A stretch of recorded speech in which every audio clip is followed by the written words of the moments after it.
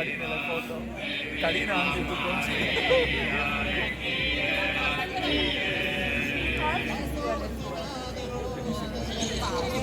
Scusami, non vorrei dire a cagare. No, non perché scusami. Non